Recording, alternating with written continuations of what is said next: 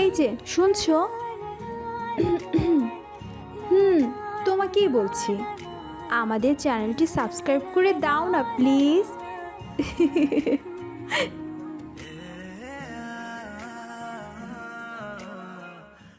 ট্রেনের মধ্যে 6 বছরের একটা ছোট্ট ছেলে কান্না করছে আর বলছে, আন্টি, তুমি কোথায় চলে গেলে? আমার যে খুব ভয় করছে, আমার অনেক খিদে পেয়েছে। আমি কেন তোমায় দেখতে পাচ্ছি না? তুমি এসো তাড়াতাড়ি আমার কাছে। ছেলেটার কান্না দেখে ট্রেনের এক মহিলা যাত্রী খুব মায়া হয়। সে ছেলেটার কাছে গিয়ে জিজ্ঞাসা করে, তুমি কাঁদছো কেন বাবু? তোমার নাম কি আর তোমার মা কোথায়? শিলা বেগমের কথা শুনে ছোট ছেলেটা কান্নায় ভেঙে পড়ে। সে কাঁদতে কাঁদতে বলে, আমার নাম রিয়াজ, আমার মা তো নেই। পুলিশ আমার মাকে নিয়ে চলে গেছে। আমি এখানে আন্টির সাথে এসেছিলাম, কিন্তু ভিড়ের মধ্যে আমি আন্টিকে দেখতে পাচ্ছি না। আমার খুব খিদে পেয়েছে। ছোট ছেলেটার কথা শুনে শিলা বেগমের মায়া হয়। সে বলে, ঠিক আছে, তুমি কি খাবে বলো, আমি তোমাকে কিনে দিচ্ছি। রিয়াজ খাবারের নাম বললে শিলা বেগম কিনে দেয়। তারপরে স্টেশনে শিলা বেগমের নেমে যাওয়ার কথা, কিন্তু রিয়াজ শিলা বেগমের গা ঘেঁষে বসে থাকে। শিলা বেগমের ছেলেটাকে ছেড়ে যেতে ইচ্ছে করে না। তার মনে হয় ছেলেটা নিশ্চয়ই হারিয়ে গেছে। তাই ছেলেটাকে নিয়ে এসে স্টেশনে নামে জিআইপি পুলিশের কাছে যায়। কিন্তু পুলিশকে দেখে রিয়াজ শিলা বেগমকে জড়িয়ে ধরে আর বলে, না, আমি ওদের কাছে যাব না। আমার পুলিশকে খুব ভয় লাগে। আমার মা যখন মারা গিয়েছিল তখন পুলিশ এসেছিল আমাদের বাড়িতে। ওরা আমাকে নিয়ে চলে গিয়েছিল। আমি পুলিশের কাছে যাব না। আমার খুব ভয় করছে মা। রিয়াজের কথা শুনে শিলা বেগম রিয়াজকে বলে, কিন্তু বাবু, ওরা তো পুলিশের লোক হলেও ওরা ভালো। ওরা তোমার ক্ষতি করবে না। ওরা তো তোমার বাড়ির লোককে খুঁজে দেবে। না, ওরা ভালো নয়। আমি তোমার সঙ্গে যাব। তুমি আমার মা। মা কোথায় ঘুরতে গেলে আমায় খাবার কিনে দিত। আমার খিদে পেয়েছিল, আমি আন্টিকে বলেছিলাম, কিন্তু আমায় আন্টি খাবার কিনে দেয়নি। ছেলেটার কথা শুনে শিলা বেগম বুঝতে পারে কিছু ব্যাপার আছে, তাই ছেলেটা ভয় পাচ্ছে। শিলা বেগম বিয়ের 5 বছরের মাথায় বিধবা হয় 3 বছরের ছোট্ট একটা মেয়েকে নিয়ে। ওর মেয়ের নাম পুতুল, তার বয়স এখন 5 বছর। শ্বশুর বাড়িতে অত্যাচার সহ্য করতে না পেরে শিলা বেগম মেয়েকে নিয়ে বাপের বাড়িতে চলে আসে। বাপের বাড়িতে তার ভাই ও ভাইয়ের বউ দেখতে পারে না শিলা বেগমকে, তাই শিলা বেগম তার মা লুসি বেগমকে নিয়ে আলাদা থাকে। লুসি বেগম সবজি বিক্রি করে বাজারে, আর শিলা বেগম লোকের বাড়িতে বাসন মাজার কাজ করে। স্বামী মারা যাবার পর শিলা বেগমের পুনরায় বিয়ে দিতে চেয়েছিল, কিন্তু সে বিয়ে করতে চায়নি। প্রথমবার সুখ না হলে আর কোনোদিনই তার সুখ হবে না, তার মনে এই ধারণা ছিল। তাছাড়াও তার স্বামীকে খুব ভালোবাসত। অভাবে সংসার হলেও তার স্বামী তাকে খুব ভালোবাসত। কোনো কিছু বলার আগেই সে এনে দিত। কিন্তু হঠাৎ একটা দুর্ঘটনায় সে মারা যায়। নিজের ভাগ্যকে দায়ী করে শ্বশুরবাড়ির অবহেলা সহ্য করতে না পেরে মেয়েকে নিয়ে মায়ের কাছে আসে। আর জীবনে বিয়ে করার ইচ্ছে তার হয় না। রিয়াজকে বারবার বলার পরও রিয়াজ শিলা বেগমকে ছাড়তে চায় না, তাই বাধ্য হয়ে শিলা বেগম রিয়াজকে নিয়ে তাদের বাড়িতে আসে। রিয়াজকে দেখে শিলা বেগমের মেয়ে পুতুল বলে, মা, তোমার সাথে এই ভাইয়াটাকে? মেয়ের কথা শুনে শিলা বেগম হাসে আর মেয়েকে বলে, এটা তোর বড় ভাই, একে তুই ভাইয়া বলে ডাকবি।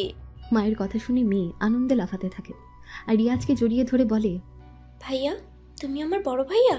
পুতুলের এরকম ব্যবহারে রিয়াজ কি বলবে বুঝতে পারে না। সে শিলা বেগমের দিকে তাকায়। শিলা বেগম রিয়াজকে বলে, রিয়াজ, এটা তোমার ছোট্ট একটা বোন, এর নাম পুতুল।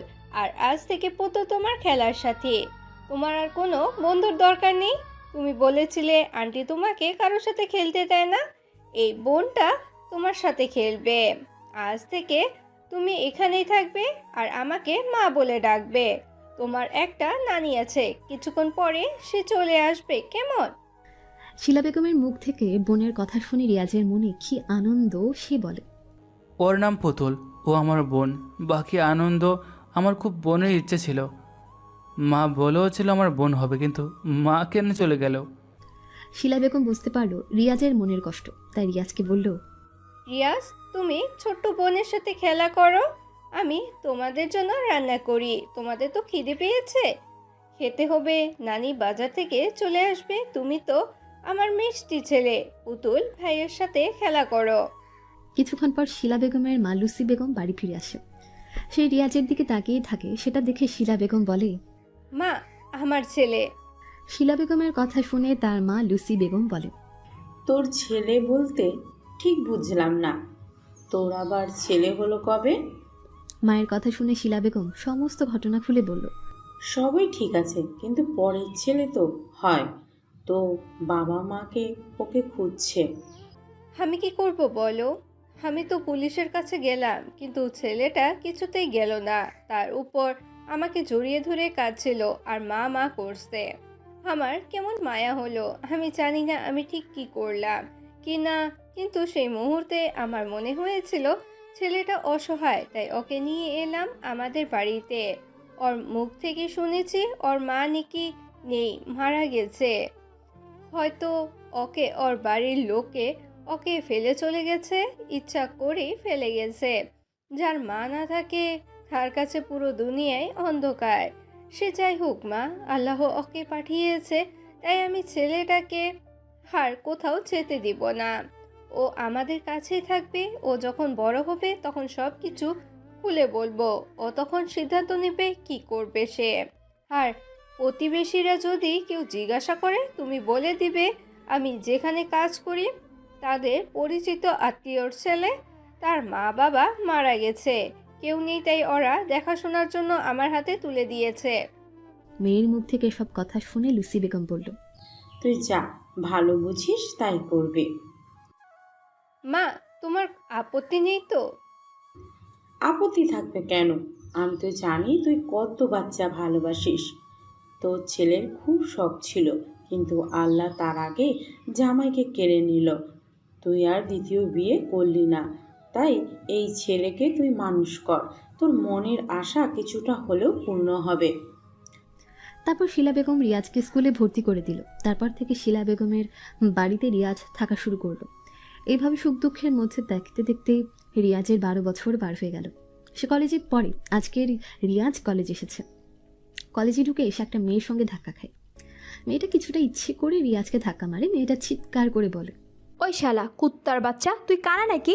আমাকে ধাক্কা মারলি কেন? বিশ্বাস করুন, আমি সত্যি আপনাকে দেখিনি। আমি বিশ্বাস করব তোর মতো ভিখারির বাচ্চাকে? তোরা আমাদের মতো সুন্দরী বড়লোকের মেয়েদেরকে দেখলে তোদের মাথায় ঠিক থাকে না। সামিরার কথায় রিয়াজ বিরক্ত হয় আর সে বলে, আপনি কিছু পাল্টা কথা বলছেন। ঠিক বলছি, চল প্রিন্সিপালের ঘরে, তোকে আজকে কি করি দেখ। আমাকে ধাক্কা মারার মজা তুই এখন বুঝবি। সামিরার কথায় ভয় না পেয়ে রিয়াজ বলল, ঠিক আছে চলুন, আমার কোনো সমস্যা নেই, আমি কোনো দোষ করিনি, তাই আমি ভয় পাই না। রিয়াজের কথা শুনে সামিরা বলে, ব্যাটার বড় বড় কথা বলা বের করছি। সামিরা রিয়াজ আর ওদের সাথে রিয়াজের একজন বন্ধু ও সামিরার দুজন বান্ধবী আসে। সামিরা প্রিন্সিপালকে বলে, স্যার দেখুন না, এই ছেলেটা আমাকে ধাক্কা মেরেছে। আমি আসছিলাম আর ইচ্ছে করে আমাকে ধাক্কা মেরে ফেলে দিয়েছে। সামিরা কোথায়? প্রিন্সিপাল কুতুবুদ্দিন সরকার বলে, ঠিক আছে সামিরা, আমি বিষয়টা দেখেছি। তুমি এই তো সবে কলেজে এসেছো আর এরই মধ্যে এখানে ঝামেলা শুরু করে দিয়েছো।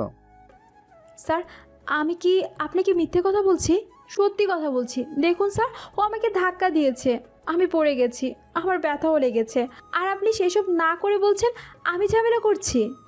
জানেন তো আমি কার মেয়ে? আমার বাবা কলেজের ডোনার, তাই আমার সাথে কথা বলার আগে একটু ভেবে কথা বলবেন। আমি জানি তোমার বাবা একজন বিখ্যাত আইনজীবী আর সেই কলেজে একজন ডোনার। আমরা ওনাকে রেসপেক্ট করি। আমি অবশ্যই তোমার কথা শুনবো, কিন্তু তার আগে আমি সিসিটিভি ক্যামেরায় তোমার বিষয়টা দেখাচ্ছি। তুমি যখন ওখানে চিৎকার চেঁচামেচি করছিলে তখন আমি দেখেছি। রিয়াজ আমাদেরই কলেজের বেস্ট স্টুডেন্ট। ও কখনো কোনো ঝামেলায় থাকে না। ও খুব ভদ্র ছেলে। আজ 2 বছর আমাদের কলেজে আছে। এই 2 বছরে আমাদের কলেজে বেশ স্টুডেন্ট অ্যাওয়ার্ড পেয়েছে। কেমিস্ট্রি ডিপার্টমেন্টে শুধু নয়, আমাদের এই কলেজের অন্য ডিপার্টমেন্টের থেকে বেস্টও। আমি জানতাম তুমি আমার কাছে অভিযোগ নিয়ে আসবে। তারপরে আমি সিসিটিভিতে দেখি, আর তাতে যা উঠে এসেছে তুমিও সেটা দেখে নাও। কথাটা বলে প্রিন্সিপাল স্যার সিসিটিভি ফুটেজ উপস্থিত স্টুডেন্টদের দেখাতে থাকে। তারা দেখতে পায় সামিরা হাসতে হাসতে রিয়াজকে ধাক্কা মারে। রিয়াজ কিছুটা অন্যমনস্ক হয়েছিল, সে পড়ে যাচ্ছিল, কোনোভাবে নিজেকে সামলে নেয়। সিসিটিভি ফুটেজ সব কিছু দেখার পর তার এক বান্ধবী পলি সামিরাকে বলে, তুই সত্যি একটা বাজে মেয়ে। আমি বারবার তোকে বলেছিলাম তুই মিথ্যে অভিযোগ করবি না। ভাইয়ার কোনো দোষ নেই। আমি তো জানি তুই ওকে ধাক্কা মেরেছিস। তোর সাথে আমি আর কথা বলবো না। কলেজে আসতে না আসতেই অসভ্যতা শুরু হয়ে গেছে। না জানি তুই আরো কি কি করবি। কথাটা বলে পলি রুম থেকে বেরিয়ে যায় আর তার সাথে তার বাকি বান্ধবীরা বেরিয়ে যায়। সামিরা রিয়াজের দিকে কটমট করে তাকিয়ে সেও চলে যায়। সামিরা চলে গেলে প্রিন্সিপাল স্যার বলে, রিয়াজ ওই মেয়েটা প্রচুর অহংকারী, আমি সেটা জানতাম। ওর অতীত সম্বন্ধে আমি অনেক কিছু জানি। ওর বাবা কোর্টের একজন আইনজীবী, আমার ঘনিষ্ঠ বন্ধু। তাই আমি জানতাম ও মিথ্যে কথা বলবে। ওর চেঁচামেচি শুনে সিসিটিভি ক্যামেরাতে কি ঘটেছে তাতে নজর দেই আর সব জানতে পারি। তুমি চিন্তা করবে না রিয়াজ, তুমি আমাদের কলেজে বেস্ট স্টুডেন্ট। আমি তো জানি তুমি কি ফ্যামিলি থেকে এসেছো, তোমার মা কত কষ্ট করে তোমাকে পড়াচ্ছে। আমি তোমার জন্য ন্যায় বিচার দেব। হতে পারে ও কোটিপতির মেয়ে, কিন্তু বিচারের ক্ষেত্রে আমি সঠিক সিদ্ধান্ত নেব। প্রিন্সিপাল স্যারের কথা শুনে রিয়াজ বলল। ধন্যবাদ স্যার আমাকে সঠিক বিচার দেওয়ার জন্য। এদিকে সামিরা বাড়িতে সেই রুমের সমস্ত জিনিসপত্র ভাঙচুর করতে থাকে। তাকে দেখে তার মা নূরজাহান বেগম বলে, কি হয়েছে কি তোর? তুই কেন এরকম করছিস? পাগল হয়ে গেছিস নাকি? আর রুমের দাবি দাবি জিনিসপত্র ভেঙে ফেলছিস? ওই শালাকে আমি ছাড়বো না, ওই প্রিন্সিপালকে আমি দেখে নেব। শালা আমাকে অপমান করে এত বড় সাহস! এই, তুই এরকম করবি না, আগে মাথা ঠান্ডা কর। আর কি হয়েছে বল, আমি তোর বাবাকে ফোন করছি। কে তোর সাথে খারাপ ব্যবহার করেছে? মায়ের কথা শুনে সামিরা তার মাকে ধরে কাঁদতে থাকে আর বলে, মা, আমি ওই ছেলেকে শাস্তি দেব, তুমি বাবাকে বলবে। আর আমি প্রিন্সিপাল স্যারকেও ছাড়বো না। কি হয়েছে না বললে বুঝবো কি করে? প্রিন্সিপাল স্যার কি করেছে? ওই তো যত নষ্টের গোড়া, আমার কথা না শুনে ওই ছেলেটাকে বেশি বিশ্বাস করলো। তারপর সামিরা কাঁদতে কাঁদতে তার মাকে সমস্ত ঘটনা খুলে বলে। সব সময় তার মা বলে, তুই শান্ত হ, তোর বাবা ফিরুক, আমি সব বলবো। আর তোর বাবা প্রিন্সিপাল স্যারের সাথে কথা বলবে। হ্যাঁ, তুমি কথা বলো, আমি আর ওই কলেজে পড়বই না। ওই স্যারটা কানা, চোখে দেখতে পায় না। সামিরার কথায় নূরজাহান বেগম রেগে যায় আর মেয়েকে বলে, ছি, সামিরা, স্যারদের নিয়ে এইসব কথা বলতে নেই। ওনারা গুরুজন, ওনাদের রেসপেক্ট করতে হয়। রেসপেক্ট নাকি ছাই? ওরকম বাজে স্যারকে রেসপেক্ট করব? বাবা এলে আমি বাবাকে বলবো, যেভাবে হোক ওই স্যারের চাকরিটা যেন চলে যায়। বাবা তো একজন বিখ্যাত আইনজীবী, বাবাই সব পারবে। মেয়ের কথায় নূরজাহান বেগম রেগে যায় আর বলে, চুপ কর, উল্টোপাল্টা কথা বলিস না। বিখ্যাত আইনজীবী বলে সে সব কিছু করতে পারবে। প্রিন্সিপালের বিরুদ্ধে যদি কোনো অভিযোগ উঠে সেক্ষেত্রে দেখা যাবে। কিন্তু এই ভদ্রলোক যথেষ্ট ভালো, কলেজের প্রত্যেকটাকে সম্মান করে, এলাকার প্রত্যেকটা মানুষ তাকে ভালোবাসে। তোর বাবার সাথে ভালো সম্পর্ক, সামান্য তোর কথায় এই কাজটা করতে পারবে না। তা না হলে ওই ছেলেটাকে কলেজ থেকে তাড়িয়ে দাও, তবে আমি কলেজে যাব। না হলে আমি পড়বো না। আমার ইচ্ছে ছিল আমি একজন ডক্টর হব, আমাকে অন্য জায়গায় ভর্তির ব্যবস্থা করে দাও। বাবা বলেছিল চেন্নাই ডাক্তারি পড়তে পাঠাবে, তুমি যোগাযোগ করতে বলো। ওখান থেকে আমি এমবিবিএস করব। কিছুদিনের মধ্যে আমার জয়েন্টের রেজাল্ট বেরিয়ে যাবে, আশা করি আমি ভালোভাবে পাশ করব। রাতের বেলা সামিরার বাবা সেলিম খান বাড়িতে এলে সামিরা তার বাবাকে বলে, বাবা, মা তোমায় কিছু বলেনি? মেয়ের কথা শুনে সেলিম খান মেয়ের মুখের দিকে তাকায়, তারপর বলে, কেন, কি হয়েছে?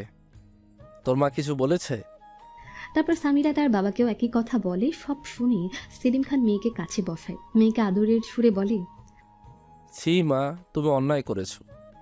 তোমার স্যার আমায় ফোন করেছিল, তুমি যেটা করেছো সেটা ঠিক কাজ করোনি। ওই ছেলেটা যথেষ্ট ভদ্র ছেলে, ও একজন মেধাবী ছেলে, ওই কলেজের বেস্ট স্টুডেন্ট। প্রত্যেকটা ছেলে মেয়ে ওকে ভালোবাসে, আর তুমি তাকে ধাক্কা দিয়েছো। ইচ্ছে করে অন্যায় তুমি করেছো। তারপর মিথ্যে অভিযোগ করেছো স্যারের কাছে। স্যার সিসিটিভি ক্যামেরায় দেখেছে, ভুলটা তোমার ছিল, তুমি কাজটা ঠিক করোনি। বাবার কথা শুনে সামিরা বলে, ওই ছেলেটাকে কলেজ থেকে তাড়িয়ে দিতে হবে, তবে আমি কলেজে যাব। ওই ছেলেটা ওই কলেজের গর্ব, পরপর 2 বছর বেস্ট স্টুডেন্ট অ্যাওয়ার্ড পেয়েছে। আমি নিজে ওর হাতে পুরস্কার তুলে দিয়েছি। আমি জানি ছেলেটা খুবই মেধাবী, তাই তোমার কথায় ওর মেধাকে নষ্ট করা যাবে না। গরিবের ছেলে, ও নিজের যোগ্যতায় ওই কলেজে এসেছে, তাই ওকে কোনোভাবে বঞ্চিত করা ঠিক হবে না। ভুল তুমি করেছো, তুমি ওকে সরি বলবে। আমার বইয়ে গেছে ওকে সরি বলতে। আমি আর ওই কলেজে পড়বো না, আমার জয়েন্টের রেজাল্ট বেরিয়ে যাবে। সামনের সপ্তাহে আমি চেন্নাই থেকে এমবিবিএস করব। ঠিক আছে, তাই হবে। তুমি সামনের মাসে চেন্নাইয়ের কলেজ থেকে এমবিবিএস করবে, পরে তুমি এখানে ফিরে আসবে, নিজের চেম্বার খুলবে। বাবার মুখ থেকে এসব কথা শুনে সামিরা বলে, কিন্তু বাবা। সামিরার তার বাবাকে কিছু বলার ইচ্ছে ছিল, কিন্তু মেয়ের কথা শেষ হওয়ার আগেই সেলিম খান বলে, কোনো কিন্তু নয় মা, জয়েন্টের রেজাল্ট বেরোনোর পরেই আমরা রওনা হব। ওখানে তোমার অ্যাডমিশন হবে। আমি আর তোমার মা দুজনেই যাব। আমার চেন্নাইতে কিছু কাজ আছে, দেখতে দেখতে তোমার ডাক্তারি হয়ে যাবে, তারপর তুমি ফিরে আসবে। আমরা নিয়মিত তোমাকে ফোন করব, আর প্রত্যেক মাসে আমি ও তোমার মা পালা করে তোমাকে দেখে আসব। ওখানে গিয়ে কিন্তু কোনো অন্যায় করবে না। তার পরের জয়েন্ট রেজাল্ট বেরোলে সামিরা ডাক্তারিতে চান্স পায়। সামিরাকে নিয়ে তার বাবা মা চেন্নাই চলে যায়, আর সেখানকার কলেজে তাকে ডাক্তারিতে ভর্তি করে দেয়।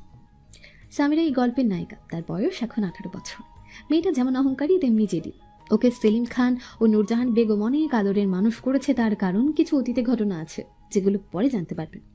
এদিকে কলেজ থেকে আসার পর রিয়াজের ছোট বোন পুতুল বলে, ভাইয়া পরশুদিন থেকে আমার পরীক্ষা শুরু হচ্ছে, তুমি আমাকে নিয়ে যাবে? বোনের কথা শুনে রিয়াজ বলল, কটা থেকে পরীক্ষা? সকাল 10টা থেকে। ঠিক আছে, আমি নানিকে নিয়ে এসে তবে যাব। পুতুল মা কোথায়? মা এখনও আসেনি। জানো ভাইয়া, মা আরও দুটো বাড়িতে কাজ বেশি করেছে, এদিকে মায়ের শরীরও ভালো না। পুতুলের মুখ থেকে এই কথা শুনে রিয়াজ বলল, আমি কালকে একজনের সাথে দেখা করতে যাব। সে ভদ্রলোক বলেছিল একটা পার্ট টাইম কাজের কথা। তার সাথে যদি আমি পড়াশোনাটা চালিয়ে যেতে পারি তাহলে কিছু টাকা আসবে। মাকে আর পরের বাড়িতে কাজ করতে হবে না। নানিকে আর আমি বাজারে পাঠাবো না। নানির কত কষ্ট হয়, ভোরবেলা বাজারে যাবে, সবজি বিক্রি করবে, আবার বাজার থেকে ফিরবে। নানির তো বয়স হচ্ছে, বলো। ভাইয়ের মুখ থেকে এই কথা শুনে পুতুল বলল, তুমি বললে ভাইয়া, মা কিন্তু শুনবে না। আর মা গ্র্যাজুয়েশন শেষ হওয়ার আগে আমাকে কোনো কাজও করতে দেবে না। মা সেদিন বলেছিল কাজ করলে পড়াশোনার ক্ষতি হবে, আগে পড়াশোনা শেষ করো তারপরে কাজ করবে। মা বলছে বলে কি আমাকে শুনতে হবে নাকি?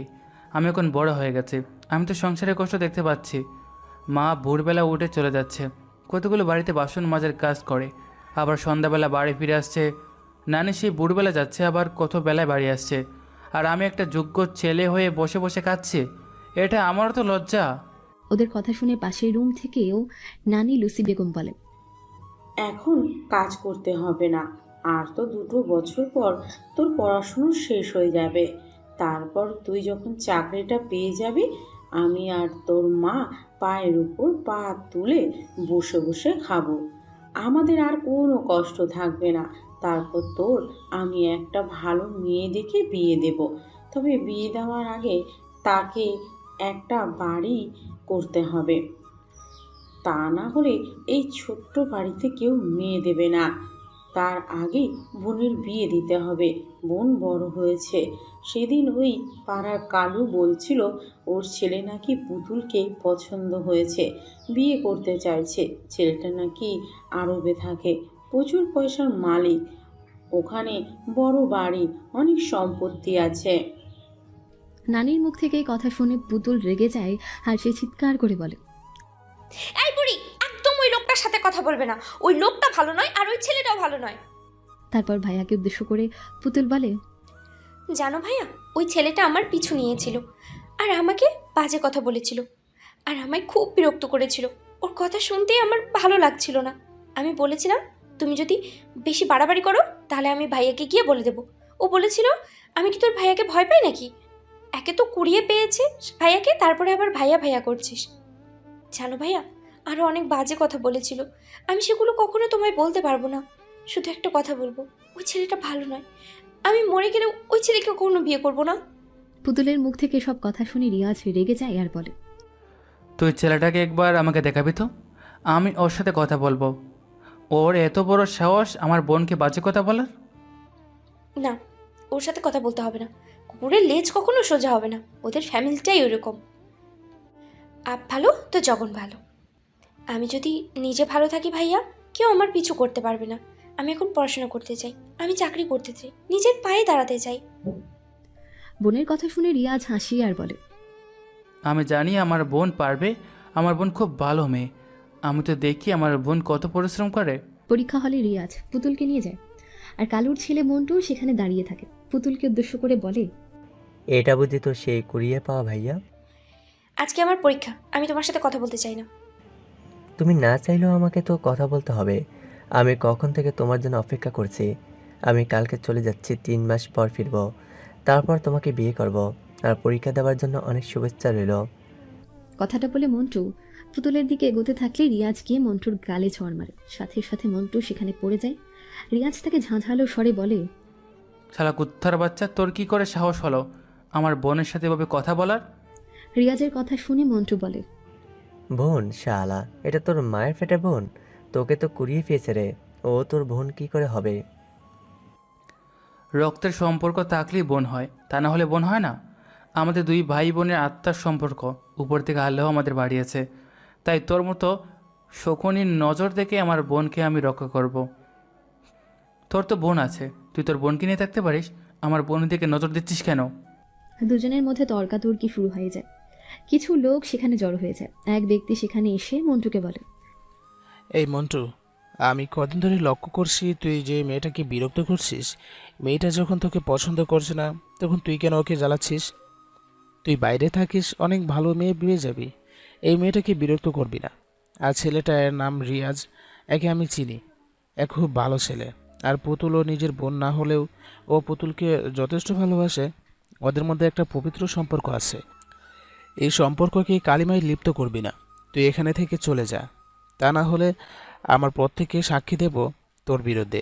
পুলিশ আসবে, তোকে ধরে নিয়ে যাবে। তখন খুব ভালো হবে তো, তোর বিয়ে করার শখ মিটে যাবে। জেলখানায় বসে থাকবি। অচেনা ব্যক্তির কথা শুনে মন্টু ভয় পেয়ে যায়। সে সেখান থেকে চলে যায়। তারপর সেই ব্যক্তি রিয়াজকে বলে, বাবা, তুমি যাও তোমার বোনকে নিয়ে। আজকে পরীক্ষায় আমি তোমার দুই ভাই বোনকে চিনি, তোমার মা নানি সবাইকে চিনি। ওনারাও খুব ভালো মানুষ। তোমরা দু ভাই বোন খুব ভালো। ওই মন্টু যতদিন তো তোমার বোনকে বিরক্ত করে, আমরা এখানে দোকানের প্রত্যেকটা লোক সেটা দেখেছি। আমরা এটা নিয়ে আলোচনা করছিলাম। ছেলেটাকে একদিন বলবো, কিন্তু তার আগে ও আজকে অসভ্যতা করলো। এটা ভালো নয়। গ্রামের মেয়ের মা বোনদের সম্মান দিতে হবে। ওর বাবা লোকটা খুব একটা ভালো নয়, বাজে ফ্যামিলি থেকে এসেছে তো। তবে আমরা আছি, তোমার কোনো চিন্তা নাই। তোমার বোনের আজকে পরীক্ষাও খুব টেনশনে আছে। তুমি এখান থেকে তোমার বোনকে নিয়ে যাও। রিয়াজ ধন্যবাদ দিয়ে সেখান থেকে চলে যায়। এদিকে ভাবি, সামিয়া যে বাহিরে পড়তে গেল, তুমি আমায় বললে না তো? তোমায় বললে কি করতে তিশা? স্বামীটাকে যেতে দিতে না?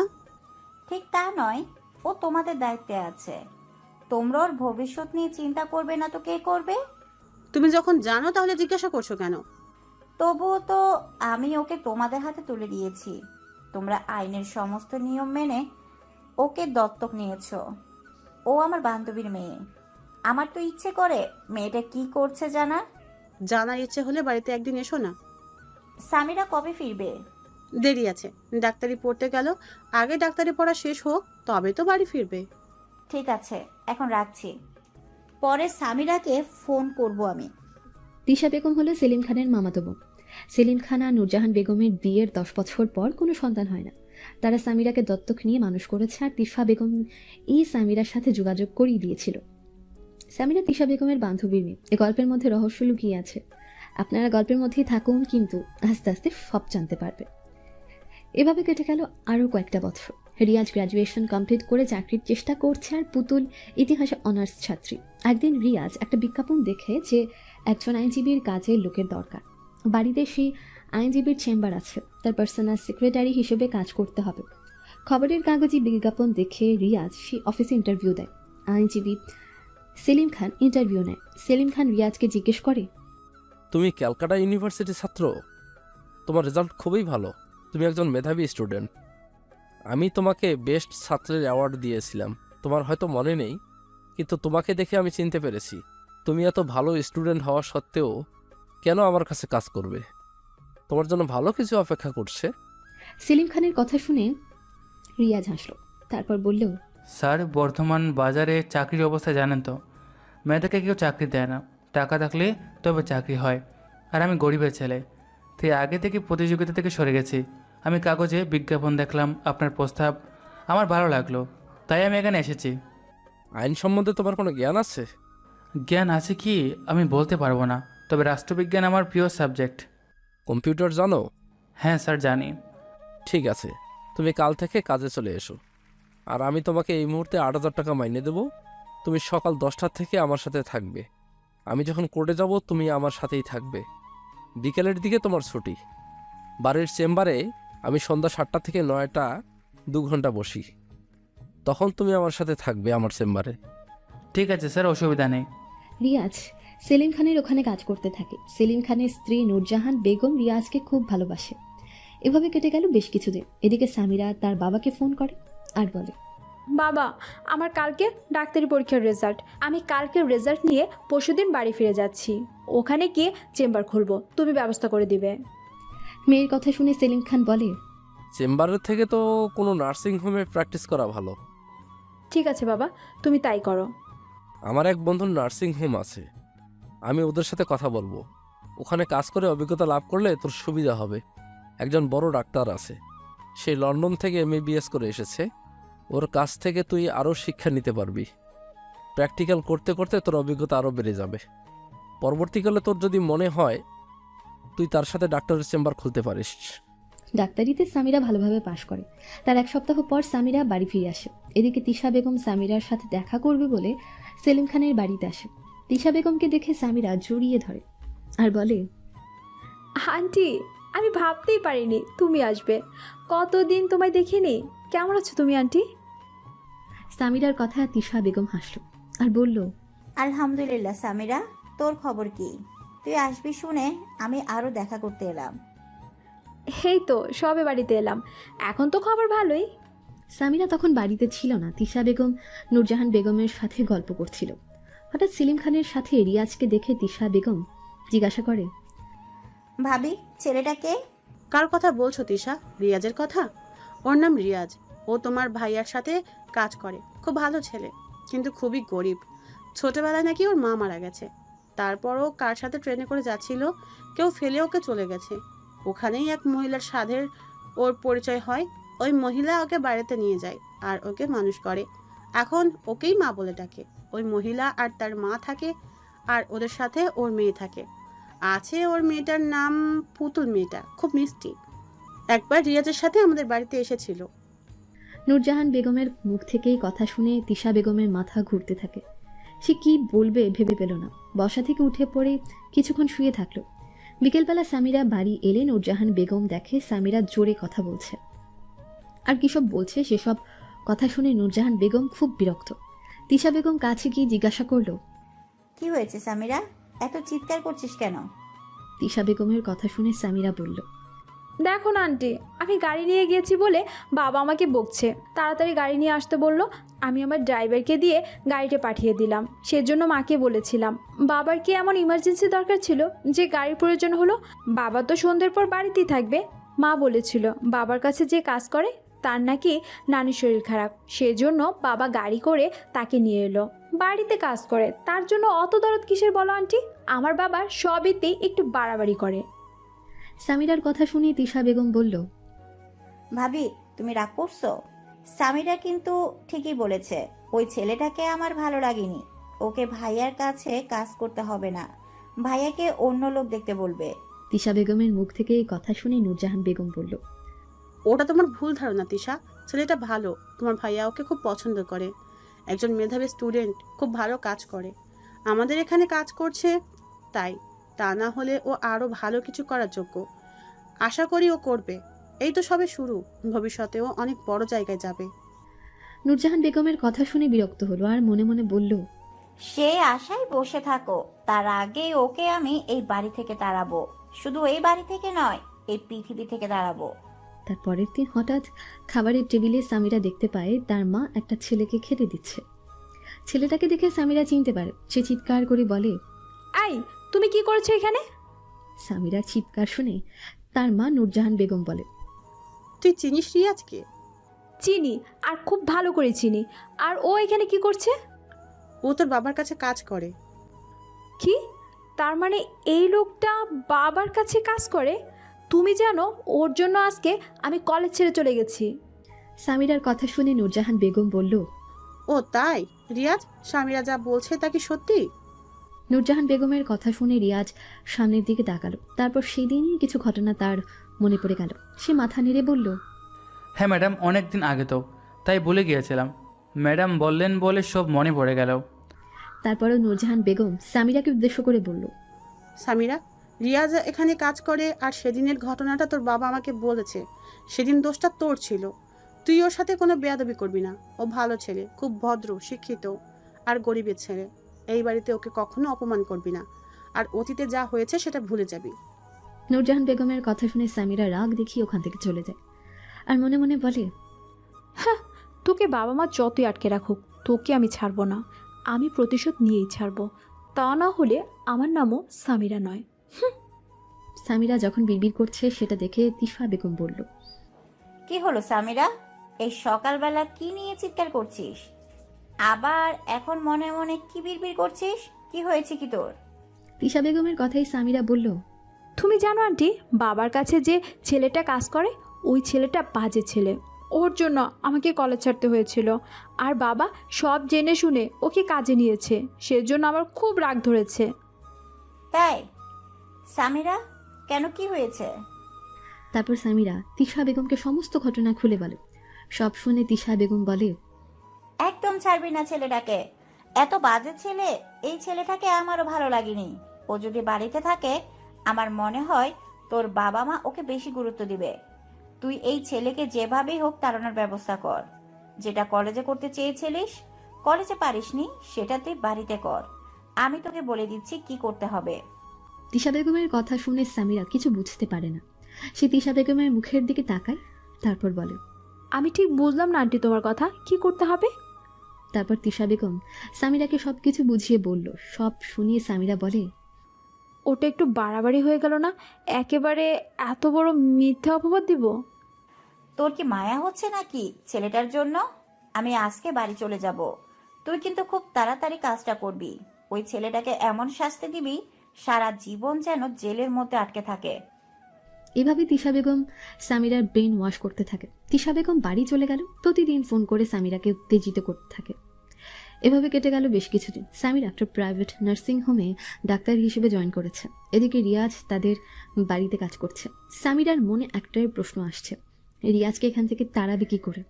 তার বাবা মা খুব পছন্দ করে, মা তো রিয়াজ বলতে পাগল। তাই ওদের চোখে যেভাবেই হোক রিয়াজকে ছোট করতে হবে। সে প্ল্যানকে সফল করতে উদ্যত হলো। সেদিন আকাশে মুষলধারে বৃষ্টি। নূরজাহান বেগমের শরীর খারাপ থাকায় সেলিম খান ওখানে ডাক্তার দেখাতে গেছে। রিয়াজ তখন চেম্বারে বসে কাজ করছিল আর সামিরা বাড়ি দিয়েছিল। সামিরা রিয়াজের কাছে এলো আর রিয়াজকে বলল, রিয়াজ, তুমি কি ব্যস্ত আছো? সামিরার কথা শুনে রিয়াজ একটু অবাক হলো, কারণ সামিরা কখনো রিয়াজের সাথে কথা বলেনি। সে অবাক দৃষ্টিতে সামিরার দিকে তাকালো। সেটা লক্ষ্য করে সামিরা বলল, কি দেখছো এমন করে আমার দিকে? সামিরার কথা শুনে রিয়াজ বলল, না কিছু নয়। কিছু বলবে আমাকে? সারা বাড়িতে আলো জ্বলছে, অথচ আমার রুমের আলোটা জ্বলছে না। আকাশে বৃষ্টি পড়েছে, বিদ্যুৎ চমকাচ্ছে। কিছু হয়ে গেল না তো, তাই তোমার কাছে এসেছিলাম। তুমি একবার দেখবে, চলো না? যদি কিছু হয় তাহলে আমাকে মেকানিককে খবর দিতে হবে। আমি তো কারেন্টের কাজ কিছু জানি না। আলোটা জ্বলছে না কেন তুমি দেখে বলতে পারবে না? যদি ওটা খারাপ হয়ে যায় তাহলে পাল্টে দিতাম। তা কেন দেখতে পারবো না? তাহলে চলো আমার রুমে, আমার কাজ আছে, তাই আলোর দরকার। এরপর রিয়াজ সামিরার পিছু পিছু যায়। সামিরার রুমে ঢুকে চেক করতে যাবে কি, সামিরা রিয়াজকে জড়িয়ে ধরে নিজের বিছানায় ফেলে আর চিৎকার করে বলে, কে আছো? আমাকে বাঁচাও! দারোয়ান চাচা, তুমি এসো, আমাকে বাঁচাও! এই ছেলেটা আমাকে শেষ করে দিল, আমাকে নষ্ট করে দিল, আমার ইজ্জত নষ্ট করে দিল। বাড়ির সবাই তখন সামিরার চিৎকারে সামিরার রুমে ছুটে যায় আর দেখে সামিরা কাঁদছে। আর রিয়াজ হাত জোর করে বলছে, সামিরা, আমি হাত জোর করে ক্ষমা চাইছি। তুমি আমাকে মিথ্যা বদনাম দিও না। আমি জানি তুমি আমায় পছন্দ করো না। আমি তোমাদের বাড়ি ছেড়ে চলে যাচ্ছি আর এখানে কাজ করব না। শুধু একটা অনুরোধ, আমাকে কলঙ্কিত করো না। তুই আমার এত বড় সর্বনাশ করে আবার আমার কাছে ক্ষমা চাইছিস? বাড়ির দারোয়ান শাহজাহান সামিরাকে বলে, কি হয়েছে মা, তুমি চিৎকার করে কাঁদলে কেন? আর রিয়াজ এখানে কেন? দারোয়ান কথায় সামিরা কাঁদতে কাঁদতে বলে, চাচা, ওই জানোয়ার আমার ইজ্জত নষ্ট করেছে। আমি কলঙ্কিত হয়ে গেছি, আমার সব কিছু শেষ হয়ে গেছে। তুমি বাবা মাকে ফোন করে তাড়াতাড়ি আসতে বলো। দারোয়ান শেখ শাহজাহান সেলিম খান নূরজাহান বেগমকে ফোন করলো। ওরা তাড়াতাড়ি বাড়িতে চলে গেল। বাড়িতে এসে সবকিছু শোনার পর তারা স্তব্ধ হয়ে গেল। নূরজাহান বেগম রিয়াজের কাছে গিয়ে বলল, বাবা, আমি যে তোমাকে বড্ড বেশি বিশ্বাস করতাম, তুমি আমার বিশ্বাস নষ্ট করে দিলে। তুমি ঠিক কাজ করনি। এভাবে স্বামীটার ক্ষতি না করলেও পারতে। ম্যাডাম বিশ্বাস করুন, আমি কিছু করিনি। ও শুধু শুধু আমার নামে। কথাটা শেষ করতে দিল না, তার আগে সেলিম খান রিয়াজকে চিৎকার করে বলল, জানোয়ার, কুত্তার বাচ্চা, তো সাহস কি করে হয় আমার মেয়ের সাথে এরকম করা? আমি তোর নামে কেস করব, তুই জানিস? দর্শন করলে তোর কেস কতদিন চলে? তোকে জেল খাটিয়ে তবে ছাড়বো। আমি একজন আইনজীবী, আইনের সমস্ত ব্যাপার আমি জানি। তোকে আমি ছাড়বো না। আমি এক্ষুনি থানায় FIR করছি। আর সামিরা, তুই চল আমার সাথে। সেলিম খান রিয়াজের নামে থানায় অভিযোগ করে পুলিশ রিয়াজকে অ্যারেস্ট করে নিয়ে যায়। এ ঘটনায় রিয়াজ ভেঙে পড়ে। পুলিশ অফিসার হাসান মোল্লা রিয়াজকে বলে, আপনার বাড়ির লোক কেউ নেই? এ ঘটনায় রিয়াজ নীরব হয়ে যায়, সে কোনো কথা বলে না। সেটা খেয়াল করে পুলিশ অফিসার হাসান মোল্লা বলে, আপনার বাড়ির লোককে খবর দিন। আপনি যদি কিছু না করেন তাহলে আপনারা উকিলের ব্যবস্থা করুন। আপনার বাড়ির লোকের ফোন নাম্বার দিন, আমি কথা বলবো। রিয়াজ প্রথমে রাজি ছিল না। তারপর পুলিশ অফিসার হাসান মোল্লার অনুরোধে রিয়াজ পুতুলের নাম্বার দেয়। হাসান মোল্লা পুতুলকে ফোন করে। হাসান মোল্লা বলে, হ্যালো, আমি কি রিজানের বোনের পুতুলের সাথে কথা বলছি? পুতুল তখন বই পড়ছিল। অপরিচিত নাম্বার থেকে ফোন আসায় সে একটু অবাক হয়ে যায়। সে বুঝতে পারে না ব্যক্তিটা কেন তার ভাইয়ের নাম বলছে আর তার নাম বা কি করে জানলো। তাই সে বলল, হ্যাঁ স্যার, আমি রিয়াজের বোন পুতুল বলছি। আপনি কি একবার থানায় আসবেন? আমার ভাইকে পুলিশ ধরে নিয়ে এসেছে। পুলিশ অফিসারের কথা শুনে পুতুলের মাথা ঘুরতে থাকে। সে চিৎকার করে বলে, ভাইয়া কি করেছে? পুলিশ কেন ভাইয়াকে ধরে নিয়ে গেছে? হ্যালো পুতুল, আপনি আমার ভাইয়ার সাথে কথা বলুন। রিয়াজ পুতুলের সাথে কথা বলে রিয়াজ পুতুলকে সব ঘটনা খুলে বলে। সব শুনে পুতুল বলে, ভাইয়া তুমি চিন্তা করবে না, আমি তোমার জন্য উকিলের ব্যবস্থা করব, আমি তোমার জামিনের ব্যবস্থা করব। আমি এক্ষুনি যাচ্ছি তোমার কাছে। ভাইয়া, আমি তোমায় বিশ্বাস করি, পৃথিবী এবার থেকে ওপার হয়ে যাবে, কিন্তু আমার ভাইয়া কোনোদিনও এই কাজ করতে পারবে না। উপরে আল্লাহ আছে, যে তোমার এই সর্বনাশ করলো তাকে আল্লাহ কখনো ক্ষমা করবে না। আমি উকিল দেখছি ভাইয়া, আমি তোমার জামিনের ব্যবস্থা করব। পুতুলের কথা শুনে রিয়াজ কান্নায় ভেঙে পড়ে আর কাঁদতে কাঁদতে বলে, পুতুল, আমি কিছু করিনি। সামিরাকে কখনো আমি খারাপ নজরে দেখিনি। ও শুধু প্রতিশোধ নিতে আজ এই কাজ করলো। আমার সম্মান, আমার কেরিয়ার সব কিছু শেষ করে দিল। আমার বাঁচতে ইচ্ছে করছে না। তারপর মৃত মায়ের উদ্দেশ্যে বলতে লাগলো, মা, তুমি আমায় নিয়ে নাও। আমি আর বাঁচতে চাই না। তুমি তো কবে আমার ছেড়ে চলে গেছো। তারপর আমি কোথায় হারিয়ে গেলাম। বাবা আমার থেকে দূরে চলে গেল।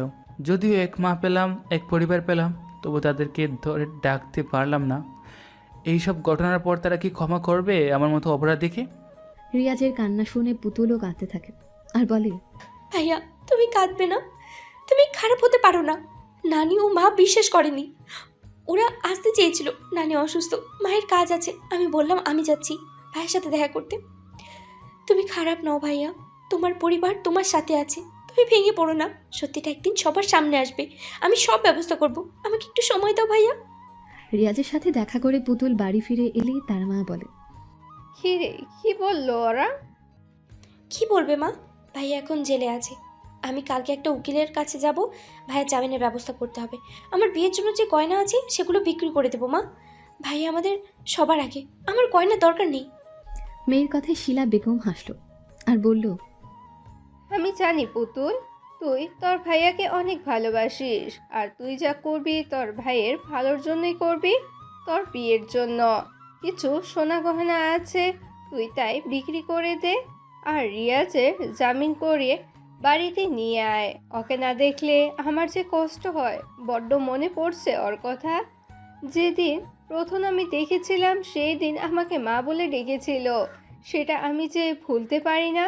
আমি ওকে গর্ভ না ধরলেও আমি ওকে নিজের সন্তানই ভাবি।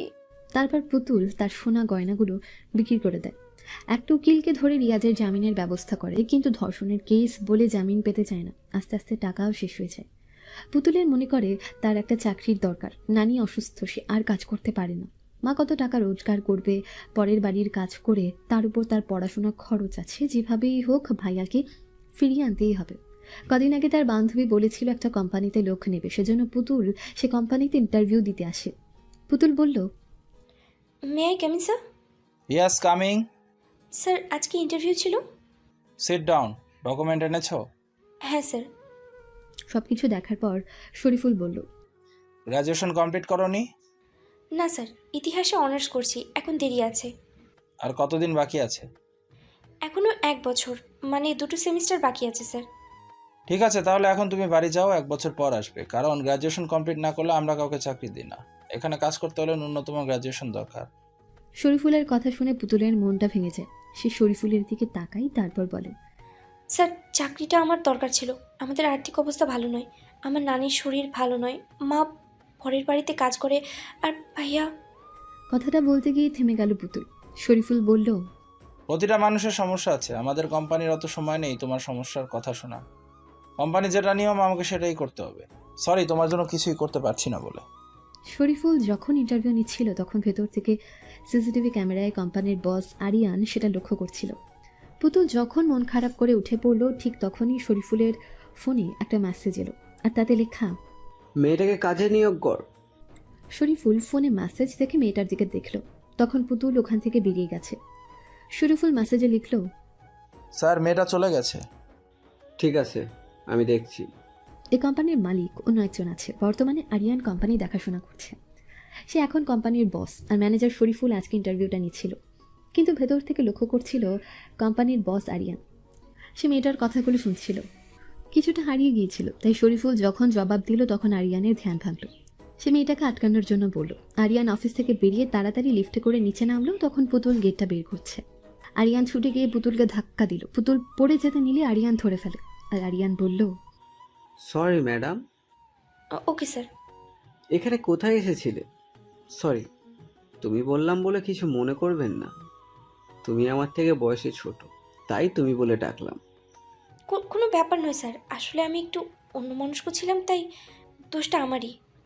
এখানে কোথায় এসেছিলে? এখানে আমার ইন্টারভিউ ছিল, তাই এসেছিলাম। তা ইন্টারভিউ কেমন হলো? ওরা আমাকে চাকরি দেয়নি, বললো এখানে কাজ করতে গেলে গ্র্যাজুয়েশন কমপ্লিট করতে হবে, কিন্তু আমার এখনও পরীক্ষা বাকি আছে। ওরা 1 বছর পর আমাকে দেখা করতে বলেছে, কারণ 1 বছর পরে আমার গ্র্যাজুয়েশন কমপ্লিট হয়ে যাবে। কিন্তু কাজটা হলে আমার খুব ভালো হতো, দরকার ছিল। আরিয়ান দেখলো পুতুলের চোখটা ছলছল করছে। আরিয়ানের মায়া হলো, সে বলল, ঠিক আছে, ওটা নিয়ে চিন্তা করতে হবে না। আমি কোম্পানির বস, তোমার ব্যবহার আমার ভালো লেগেছে। তুমি 1 বছর আগে নিয়োগ হয়ে যাবে। এখানে কাজ করতে করতে গ্র্যাজুয়েশন কমপ্লিট করে ফেলবে। এখনই হয়তো একটু কম স্যালারি পাবে, পরে স্যালারি বাড়বে। তুমি কাল থেকে জয়েন করো। তোমাকে 1 মাসের একটা ট্রেনিং নিতে হবে, তারপর 3 বছর চাকরি করলে চাকরিটা পার্মানেন্ট হয়ে যাবে।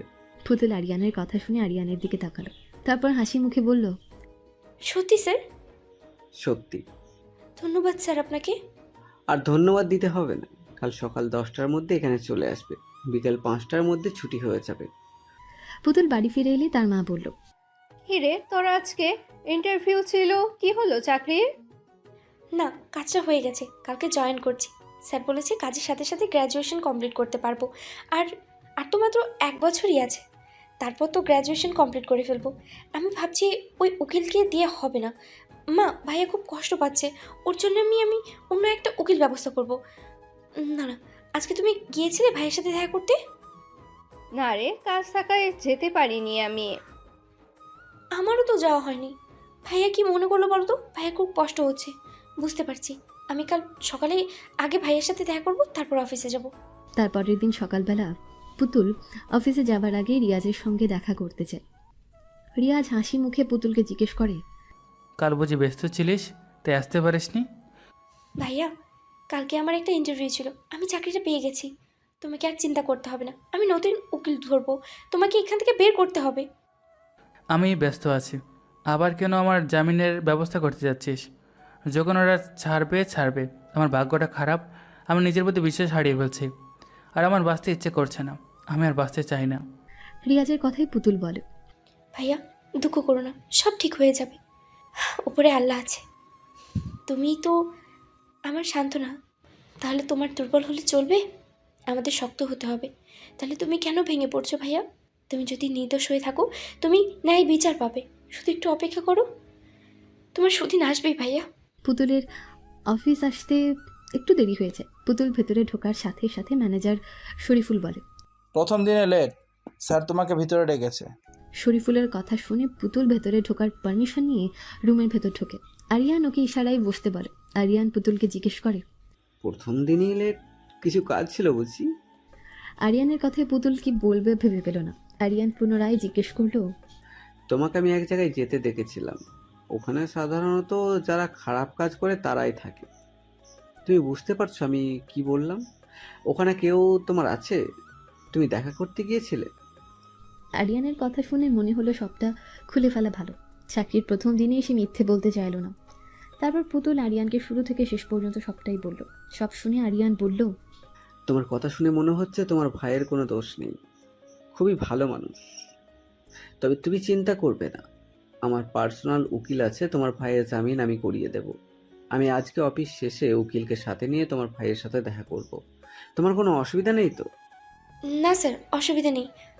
ধন্যবাদ স্যার, এই উপকারটা করলেন, এটা ভালো হয়। আমি একটা উকিল ধরেছিলাম, সে ভালো নয়। কত টাকা খরচ হয়ে গেল আমার বিয়ের জন্য। আমার মা গয়নাগুলো রেখেছিল, সেগুলো বিক্রি করে দিলাম। তবু ভাইয়ার আর জামিনের ব্যবস্থা করতে পারলাম না। আমার মনে হচ্ছে এই উকিল সাহেবও জড়িত আছে ওই মহিলার সাথে। পুতুলের কথা শুনে আরিয়ান হাসলো আর বলল, তোমার এখন বয়স কম পুতুল, তুমি অনেক কিছুর ব্যাপারে অভিজ্ঞ নয়, তাই আমি কখনো তোমাকে খারাপ ফাঁদে পা দিতে দেব না।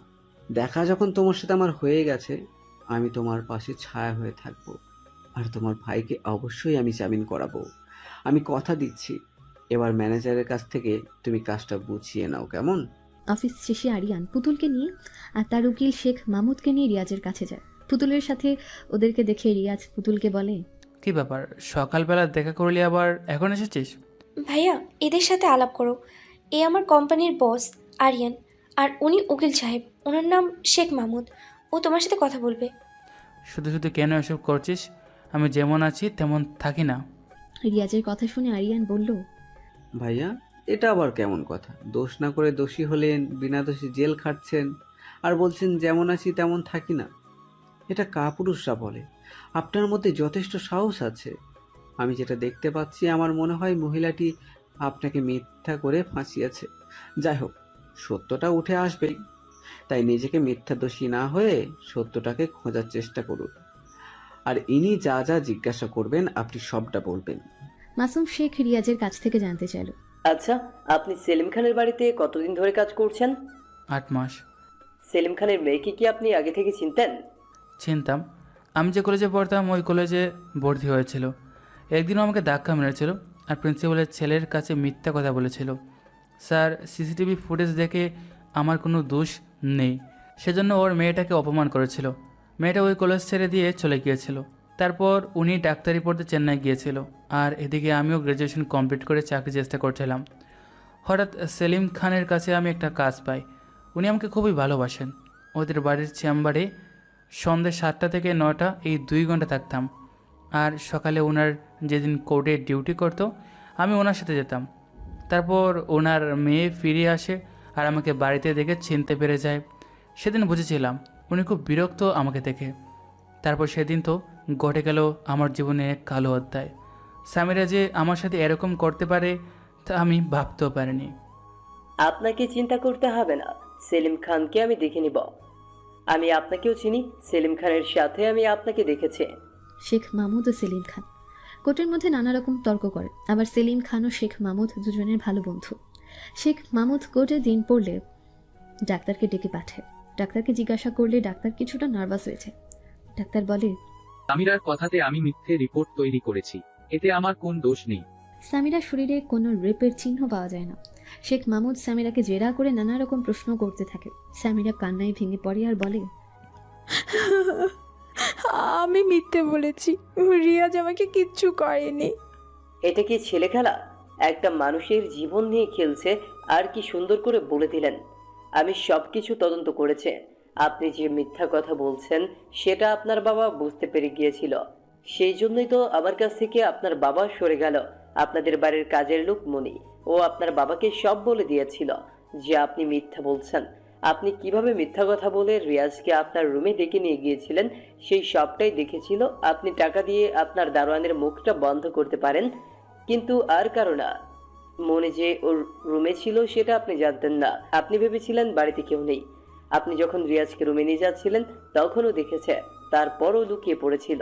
আপনার মাকে মনি সমস্ত ঘটনা বলেছিল, আর আমার মা ডাক্তারের সাথে কথা বলে, ডাক্তার সব সত্য বলে দেয়। আপনি বলুন, আপনি কেন এই কাজ করলেন? প্রতিশোধ নিতে চেয়েছিলাম, আমি ভুলতে পারছিলাম না কলেজের সেই অপমান। এবার আপনার কি হবে সেটা জানেন? রিয়াজ তো ছাড়া পেয়ে যাচ্ছে, আর আপনাকে মিথ্যা অভিযোগের জন্য জেলে থাকতে হবে। মিথ্যে অভিযোগ করার জন্য সামিরার 3 মাসের জেল ও 1 লাখ টাকা জরিমানা করা হয়, আর রিয়াজকে যে সসম্মানে মুক্তি দেওয়া হয়। এদিকে সেলিম খান তার স্ত্রী নূরজাহান বেগমকে সে বলে, আমরা কিছু ভুল করলাম নূরজাহান? বুঝতে পারছি না, আসলে রক্তের একটা ব্যাপার থাকে, ও তো রক্তটাই ভালো না। ও কি করে ভালো হবে? এরকম মেয়েকে দত্তক নিয়ে আছে, আমাদের নিঃসন্তান থাকা ভালো ছিল। যাই হোক, আমরা ভুল করেছি। রিয়াজের কথা আমাদের শোনা উচিত ছিল, আমরা সেটা শুনিনি। আমরা কালকে ওর সাথে দেখা করতে যাব, আর ওর কাছে ক্ষমা চেয়ে নিব। যত সর্বনাশ করেছে ওই তিশা, ওর জন্যই সামিরাকে আমরা দত্তক নিয়েছি। আমার তাই মনে হয়, ওর কাছে ক্ষমা চাওয়া উচিত। আমি একজন আইনজীবী, অনেক কঠিন কেস আমি লড়াই করেছি, কিন্তু আমি কি করে ভুল হতে পারি? তারপরের দিন সেলিম খান ও নূরজাহান বেগম রিয়াজের সাথে দেখা করতে তাদের বাড়িতে আছে। রিয়াজকে জিজ্ঞাসা করে, কেমন আছো বাবা তুমি? আলহামদুলিল্লাহ স্যার। তো আমার এখানে কোথায় এসেছিলে? তোমার সাথে দেখা করতে এসেছিলাম বাবা, আর তোমার কাছে ক্ষমা চাইতে এসেছি। আমরা খুব ভুল করেছি, তোমার কথা শুনে আমাদের উচিত ছিল। আমরা সামিরাকে চিনতে পারি না, ও যে এরকম তোমার সাথে করবে আমরা ভাবতে পারিনি। স্যার ছেড়ে দিন এসব কথা, আমি ভুলে গেছি সামিরা তো আপনাদেরই মেয়ে, এসব কথা আর বলবেন না। রিয়াজের কথা শুনে নূরজাহান বেগম বলে, না বাবা, সামিরা আমাদের মেয়ে নয়। নূরজাহান বেগমের কথায় রিয়াজ সেলিম খান ও নূরজাহান বেগমের দিকে তাকায় আর বলে, আমি ঠিক বুঝলাম না আপনাদের কথা, আপনারা বলুন কি হয়েছে, কেন বলছেন সামিরা আপনাদের মেয়ে নয়?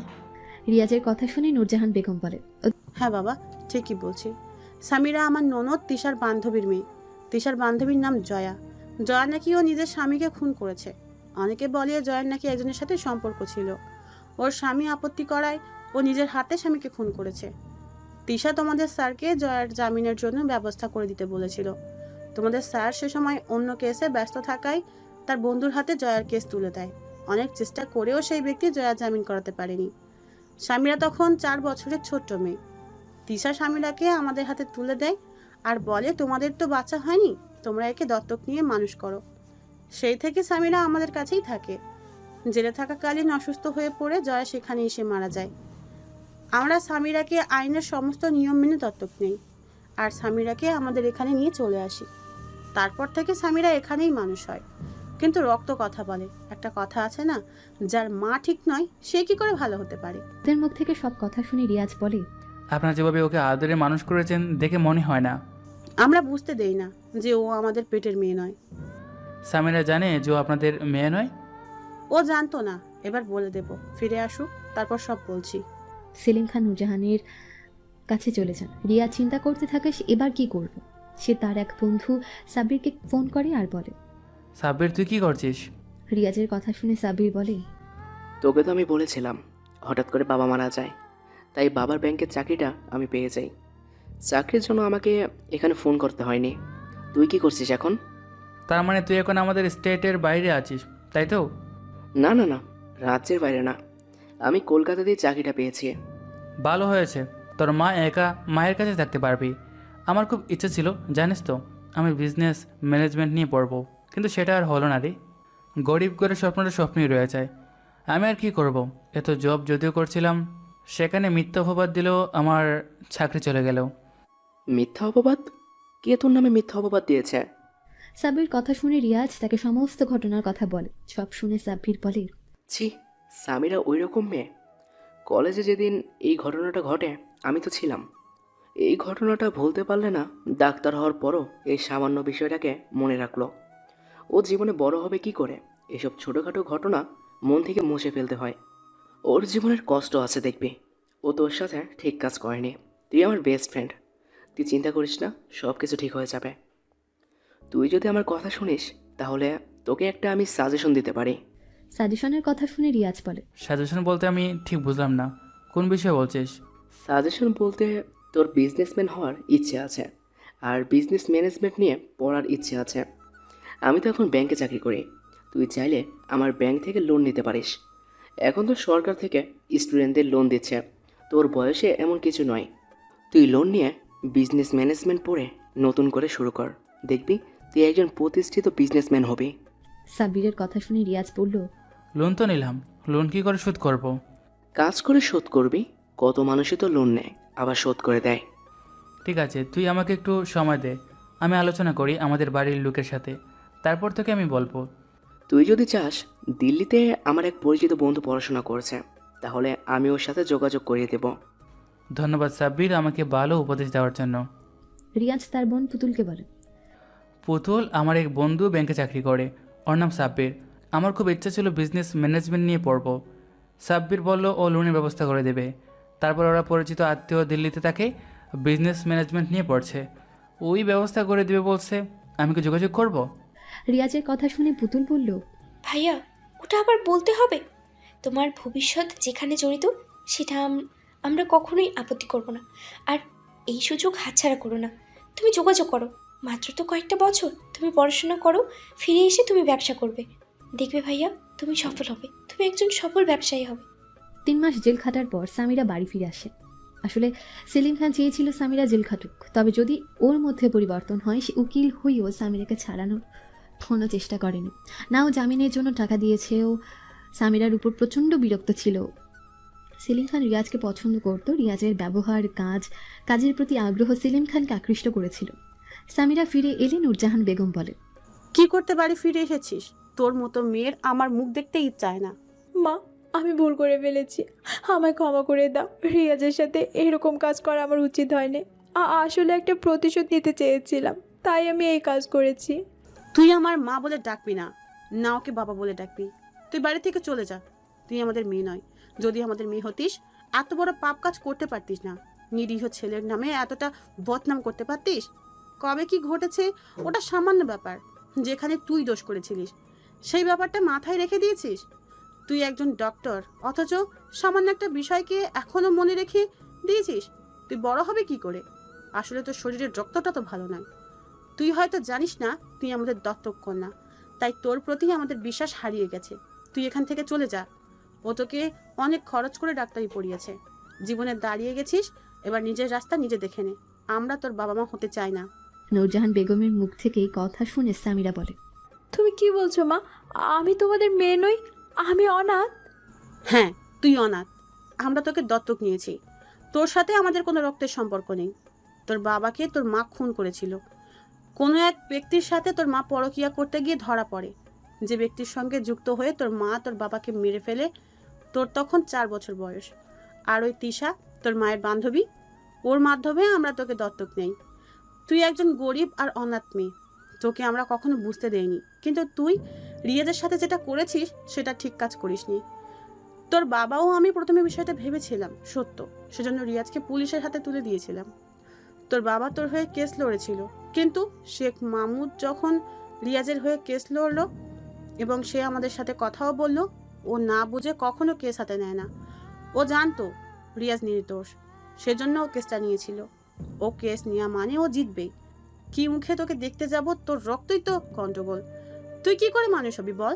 হয়তো পড়াশোনা করেছিস, ডক্টর হয়েছিস, কিন্তু মানুষ হতে পারিসনি। তাই আমাদের আফসোস রয়ে গেল। একটা কথা আছে, রক্ত যদি কারো খারাপ হয়, সে যে পরিবেশে থাকুক না কেন, কোনো দিন সে ভালো হতে পারবে না। আর তুই হলি তার জ্বলন্ত প্রমাণ। যদি না হতিস, ওই রকম নিরীহ ছেলেকে তুই মিথ্যা অপবাদ দিতে পারতিস না। জীবনে তোকে প্রতিষ্ঠিত করে দিয়েছি, তুই তোর রাস্তা দেখ। আর আমাদের বাবা মার পরিচয় কখনো দিবি না। তোর সাথে আমাদের কোনো সম্পর্ক নেই। মায়ের মুখ থেকে এই কথা শুনে ওখানে মাথায় হাত দিয়ে বসে পড়ে সামিরা। সেটা লক্ষ্য করে নূরজাহান বেগম ও সেলিম খান আর নূরজাহান বেগম বলে, এখন মাথায় হাত দিয়ে বসে থাকলে কি হবে? যা হওয়ার তো হয়ে গেছে। তুই আমাদের বাড়ি থেকে চলে যা, এখানে আর তোকে থাকতে হবে না।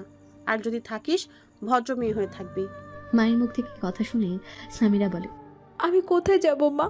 আমি তো শুধু তোমাদের চিনি, তোমরা আমার বাবা মা।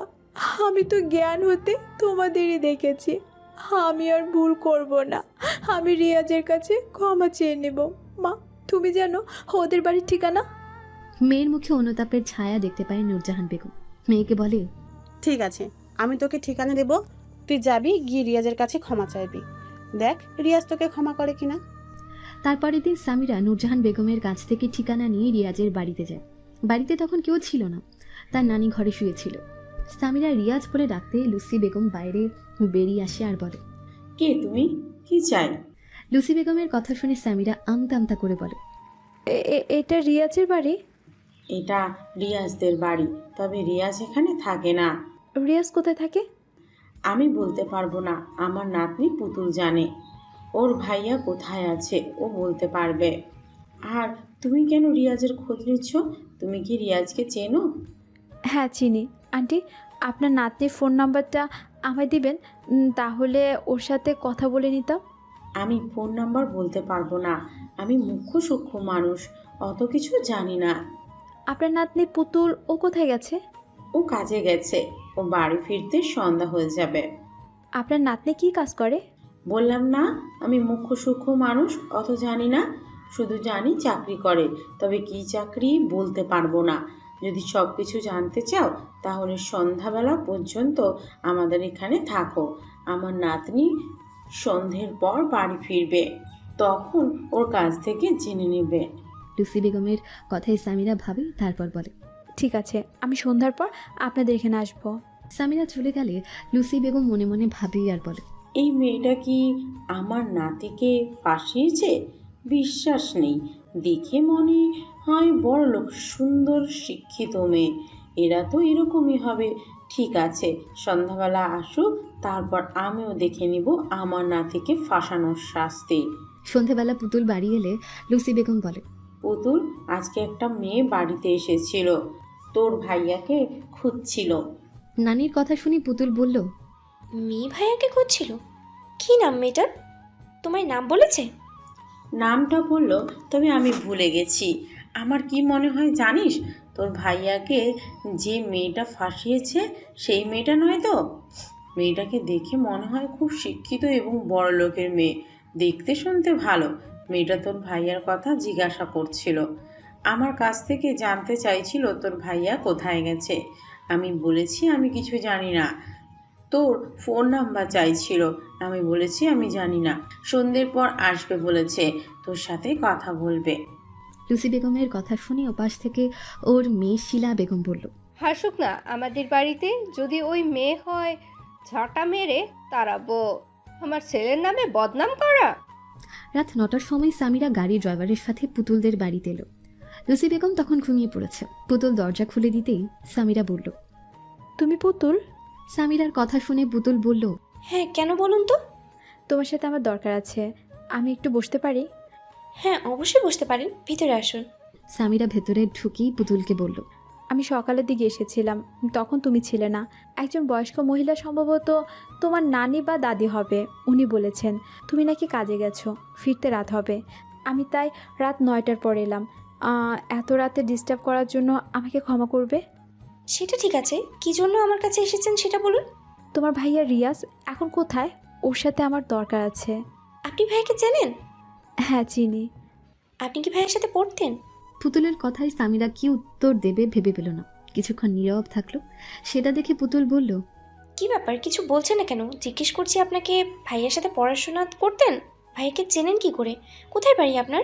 পুতুলের প্রশ্নে সামিরা আমতা আমতা করে বলল, আমার নাম সামিরা। আসলে আমি তোমার ভাইয়াকে সরি বলতে এসেছি, আমি আমার কাজের জন্য অনুতপ্ত। পুতুল কিছু বলবে কি, তার আগে শিলা বেগম রুম থেকে বেরিয়ে আসার সামিরাকে উদ্দেশ্য করে বলে, বের হ আমার বাড়ি থেকে কাল নাগিনি। তুই আমার ছেলের নামে মিথ্যা বদনাম দিয়ে আবার সরি বলতে এসেছিস? তোর কথাটা বলতে লজ্জা করলো না? আমার নিরীহ ছেলে বদনাম করে তুই কি আনন্দ পেলি? শিলা বেগমের মুখ থেকে এই কথা শুনে সামিরা বলল, আসলে আন্টি, বিষয়টা যে এতটা হবে আমি ভাবতে পারিনি। ভাবতে পারিসনি মানে? একটা ছেলের জীবন নিয়ে খেলছিস আর বলছিস ভাবতে পারিসনি? তোর কি ফ্যামিলির চরিত্র এরকম? তোর মা কি তোকে এরকম শিক্ষা দিয়েছে? ছি, তুই যদি আমার মেয়ে হতিস তোকে গলা টিপে মেরে দিতাম। দরকার নেই তোর মতন মেয়ের। তোর মতন মেয়ে বেঁচে থাকার থেকে মরে যাওয়াই অনেক ভালো। তোর জন্য আমার ছেলে কত কষ্ট পেয়েছে, রাতের পর রাত কেঁদেছে, মিথ্যা বদনাম দিয়েছিস। এলাকার সকল লোক জানে সে একজন আসামি। সে কোনো কাজ না করে তাকে তো অভিযুক্ত করে ফেললি, ছি ছি ছি। আজকে তোর জন্য আমার ছেলেকে বাড়ি থেকে চলে যেতে হলো, শুধু তোর জন্য। কাল নাগিনী, ডাইনি, রাক্ষসী, তুই বাড়ি থেকে চলে যা, তোকে না হলে আমি ঝাঁটা মেরে দাঁড়াবো। পুতুল দেখলো তার মা খুব রেগে গেছে। সে মাকে শান্ত করতে বলে, মা তুমি শান্ত হও, এভাবে কথা বলো না। ভাইয়া তো কিছু করেনি, তাই তো ভাইয়াকে ছেড়ে দিয়েছে। সবাই জানে ভাইয়ার কোনো দোষ নেই। যারা ভাইয়াকে ভুল বুঝেছিল তারাও বুঝতে পেরেছে সত্যিটা। শিলা বেগমের চিৎকারে লুসি বেগমের ঘুম ভেঙে যায়। সে প্রথমে কিছু বুঝতে পারেনি, তারপর সকালবেলা সে মেয়েটাকে দেখিয়ে সব কথাবার্তা শুনে বুঝতে পারে মেয়েটা তার নাতি নামে বদনাম করেছে। লুসি বেগমের রেগে যায়। সে সামিরাকে বলে, পাপ করে আবার ক্ষমা চাইতে এসেছে। তোর মতো রাক্ষসীকে আল্লাহ ক্ষমা করবে না। তুই এখান থেকে বেরিয়ে যা, তা না হলে আমি ঝাঁটা মেরে তোকে বাড়ি থেকে তাড়াবো। পুতুল দেখলো তার মা নানি কথা শুনবার মানুষ না। তারা চিৎকার জুড়ে দিয়েছে, এলাকার অনেক লোক জেনে যাবে, তারাও সামিরাকে অপমান করবে। পুতুল বলল, ম্যাডাম আমার ফোন নাম্বারটা আপনি লিখে নিন, আমি পরে কথা বলবো। আমার মা নানি সব রেগে আছে, এলাকার লোকও যদি জেনে যায় তারাও রেগে যাবে। আপনি তাড়াতাড়ি এখান থেকে চলে যান, কারণ ভাইয়াকে এরা খুব ভালোবাসে। ভাইয়ার কষ্ট এরা মেনে নিতে পারেনি। আমি পরে আপনার সাথে কথা বলবো। পুতুলের কথা শুনে সামিরা দাঁড়ায় না, সে ফোন নাম্বার নিয়ে ওখান থেকে চলে আসে। লুসি বেগম, শিলা বেগম চিৎকার করতে থাকে। পুতুল বলে, ওই মহিলা এবার চলে গেছে, তোমরা এবার শান্ত হও। ভাইয়া এখন দিল্লিতে আছে, ভাইয়া তোমাদের বলে গেছে শান্তভাবে থাকতে। তোমরা চুপ করো, আমি আছি তো, আমি দেখছি বিষয়টা। পুতুলের কথা শুনে শিলা বেগম বলল, ওই ডাইনি যেন আমাদের বাড়িতে না আসে, তাহলে ওকে আমি খুন করে জেল খাটবো। ও আমার ছেলেকে অনেক কষ্ট দিয়েছে, আবার সরি বলতে এসেছে এখানে। যত নেকামি দেখার আছে। সেদিন রাতে সবাই ঘুমিয়ে পড়লে পুতুল তার ভাইয়াকে ফোন করে রিয়াজ তখন রাতের খাবার খাচ্ছিল। পুতুলের ফোন পেয়ে রিয়াজ বলে, হ্যাঁ, কেন ফোন করেছিস তুই? কি করছো ভাইয়া? রাতের খাবার এই সবে শেষ করলাম। বল কেন ফোন করেছিস, কিছু বলবি? ভাইয়া আজকে সামিরা এসেছিল আমাদের বাড়িতে। সামিরার কথা শুনে রিয়াজের বাকি খাবার বন্ধ হয়ে যায়। সে পুতুলকে বলে, সামিরা এখানে এসেছিল মানে আমাদের বাড়িতে? হ্যাঁ, ও তোমাকে সরি বলতে চেয়েছিল। সরি বলতে হবে না ওকে, আমি এমনি ক্ষমা করে দিয়েছি। তুমি ক্ষমা করে দিলে হবে কি? তোমার মা নানি তো যুদ্ধ শুরু করে দিয়েছে। যদি আর কিছুক্ষণ থাকতো মনে হয় ওকে মারতেই শুরু করে দিত। পুতুলের কথা শুনে রিয়াজ বলে, মা নানিকে বোঝা, ওরা যেন কিছু না করে। পরিস্থিতি ভালো নয় দেখে আমি সামিরাকে চলে যেতে বললাম, আর ও আমায় তার ফোন নাম্বারটা দিয়ে গেছে। ও তোমার সম্বন্ধে কিছু জানতে চাইছিল, আমি তোমার নাম্বার দিইনি। ও যদি তোমার নাম্বার চাই আমি কি দেবো? না, দিতে হবে না, ওর সাথে কথা বলার কোনো ইচ্ছা নেই আমার। ঠিক আছে ভাইয়া। আর ওখানকার পরিবেশ কেমন লাগছে? পড়াশোনা কেমন হচ্ছে? সব কিছু ভালো, সব কিছু ঠিক আছে। এখানে এডুকেশনটা কমপ্লিট করে আমি আবার ফিরে যাব। আর তুই চাকরিটা আপাতত কর, আমি গেলে তোকে আর কিছু করতে হবে না। আমি ভালো ছেলে থেকে বিয়ে দেবো, আর নানি আর মায়ের খেয়াল রাখবি। এখন রাখছি, রাত হয়েছে, তুই ঘুমিয়ে পড়। তিশা, আরিয়ান কোথায়? আমি জানি না ও কোথায় যায়, আমায় বলে যায় না। ও কখনো আমার কথা শোনে না। তুমি যদি ভালো হতে তাহলে ও তোমার কথা শুনতো। তোমার ব্যবহার তো ভালো নয়, তাই ও তোমার কথা শোনেনি। কি বললে তুমি? এই কথা বলতে পারলে? তোমার সামান্য ভুলের জন্য আমার ছেলে আমার থেকে হারিয়ে গেছে। রিয়াজ আমার চোখের মণি, আমার কলিজা ছিল। আমি তো এখন না মরে বেঁচে আছি, আর তার কারণ তো শুধু তুমি।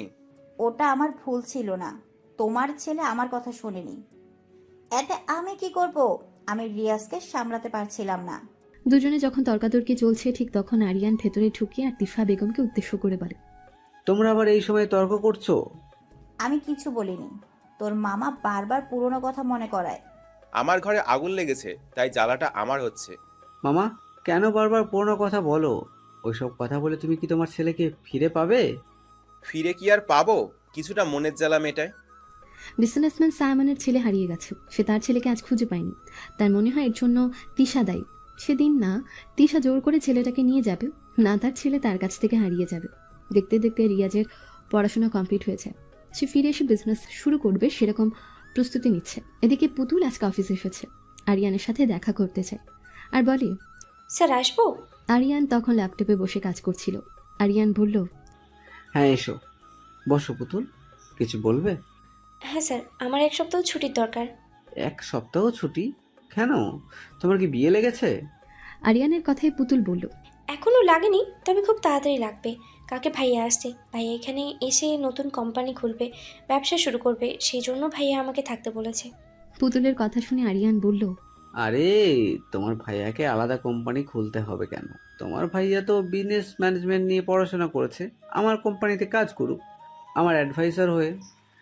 আমার কোম্পানিতে একজন পরামর্শদাতার প্রয়োজন আছে। কোম্পানির লসে চলছে, কিছুদিন আগে অনেক টাকা ক্ষতি হয়ে গেছে। সে যাই হোক, তোমার ভাইকে আমার সাথে দেখা করতে বলো, বিজনেসের ব্যাপারে কিছু কথা বলবো। আরিয়ানের কথা শুনে পুতুল বলল, ঠিক আছে, আমি ভাইয়ের সাথে কথা বলবো।